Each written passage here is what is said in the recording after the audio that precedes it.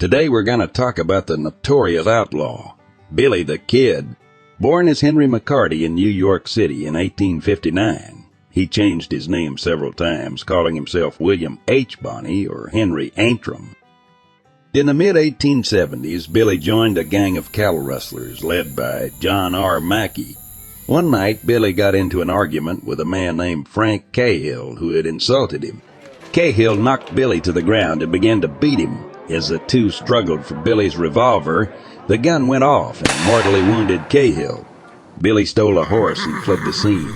He headed to New Mexico, where he joined a ranch outfit known as the Regulators. The Regulators were run by John Tunstall and Alexander McSween, who had a ongoing feud with the Dolan and Murphy outfit, who had a monopoly on the local economy. A violent conflict started when John Tunstall was killed by Sheriff William J. Brady, a murder paid for by Dolan and Murphy. The Kid vowed to avenge Tunstall. After a series of ambushes and shootouts, the Regulators managed to kill Sheriff Brady and several others.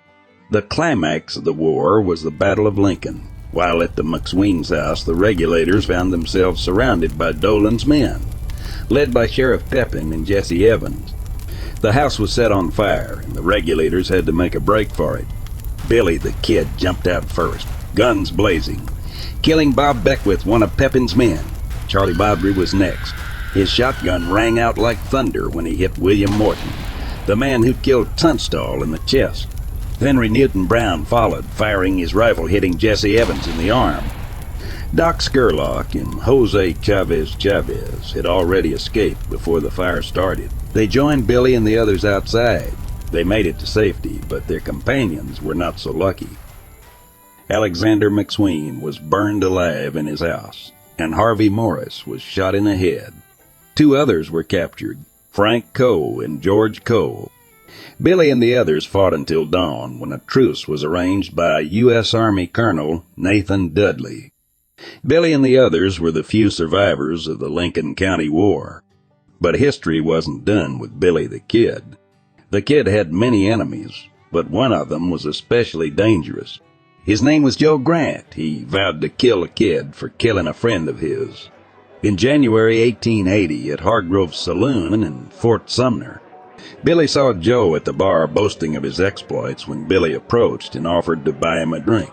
He then asked to see his revolver, which had an exquisite ivory handle.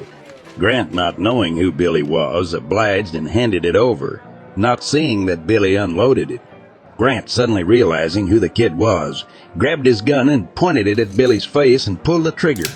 But nothing happened. Billy slowly drew his pistol and shot Grant in the head, killing him instantly, saying, "You shouldn't have done that, Joe." He then calmly finished his drink and walked out of the saloon, whistling a tune. Billy's fame was due to the many newspaper articles that often exaggerated and sensationalized his deeds, portraying him as a bloodthirsty desperado or romantic hero. On December 13, 1880, Governor Wallace posted a $500 bounty for the Kid. It was at the battle at Stinking Springs when Pat Garrett finally caught up with Billy and his gang. A shootout ensued, and Charles Beaudry was killed, and Billy was captured and taken to Las Vegas, New Mexico. But Billy wasn't ready to give up. On April 28, he made a daring escape from jail and killed 2 guards in the process. He overpowered Deputy Bell and shot him with his own gun. He then grabbed a shotgun and waited at the window till he saw Deputy Olinger approaching. He yelled, "Hello, Bob," and then let loose with both barrels, killing Bob Olinger instantly. He then jumped out of the window, grabbed a horse, and rode off into the sunset, singing the song, "O Fair New Mexico," a song written by Pat Garrett's daughter. After a long and bloody search, Sheriff Pat Garrett finally tracked the Kid down. Billy was hiding at Pete Maxwell's place in Fort Sumner. On the night of July 14, 1881, Garrett was there, waiting for the Kid. This is how Garrett described what happened. "I'd been hunting Billy the Kid for months, ever since he escaped from jail and killed 2 of my deputies. I knew he was hiding somewhere in Fort Sumner, where he had some friends and lovers.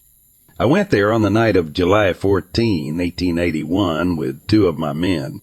I left them outside and entered Maxwell's bedroom alone. It was dark and quiet except for Maxwell's snoring. I sat on a chair near his bed and waited for Billy to show up. I didn't have to wait long. Soon I heard someone coming down the hall, whistling softly. It was Billy, all right. I recognized his voice and his footsteps. He walked into the room. His gun was in his hand. He didn't see me at first. He went to Maxwell's bed and whispered his name. Maxwell woke up startled and said something in Spanish. Billy turned around and saw me sitting in the dark. He knew who I was.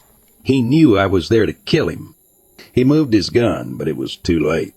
I already had mine pointed. He asked me, "Who is it?" I didn't answer with words. I answered with a bullet. I aimed at his heart and pulled the trigger. The shot was loud and bright in the dark room. Billy staggered back and fell to the floor. He was still alive. He gasped for air and muttered something I couldn't hear. I got up and walked over to him. I looked down at his face. He looked young and scared, like a boy who had been caught doing something wrong. He looked at me with pleading eyes, as if asking for mercy or forgiveness. But I felt no pity or remorse for him. He was a killer who had taken many lives, including some of my friends. He deserved to die, and I was glad to be the one who did it. I watched him take his last breath and close his eyes. He was still now, silent and still. He was dead. I had done it. I had killed Billy the Kid. Billy the Kid remains one of the most legendary figures of the Wild West, whose life and image have been dramatized in countless books, movies, and songs. He is seen as a symbol of rebellion, freedom, and adventure, but also as a ruthless killer who met a violent end. If you enjoyed this video, please like, share, and subscribe for more. Thanks for watching.